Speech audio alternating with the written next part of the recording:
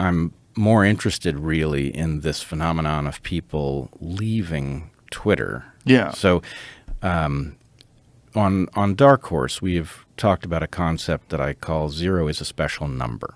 And the idea of zero as a special number is that this narrative control would not work if there was even one newspaper that was dedicated to the job of reporting the news. It wouldn't work if there was even one university that was dedicated to finding what the truth might be, right? It doesn't work if there's one social media platform in a primary position in which free speech reigns. Because in any of these cases, if you had the university that was still interested in truth-seeking in an era where everybody else was doing their diversity, equity, and inclusion thing, every reasonable person would want to send their kid there, right? So it would win in competition almost immediately, and the result would be every other institution would have to change their policy to compete. So if you get even one exception, that's enough to break this pattern.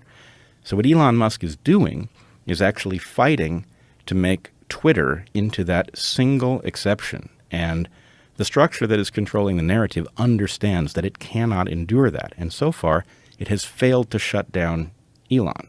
So their next move is actually to get people on one side of this debate to leave so that they can't prevent Twitter from being a space where people can speak freely, but they can take it out of the position of being a primary social media environment. And in so doing, they will take the number of meaningful exceptions to the free speech control back to zero.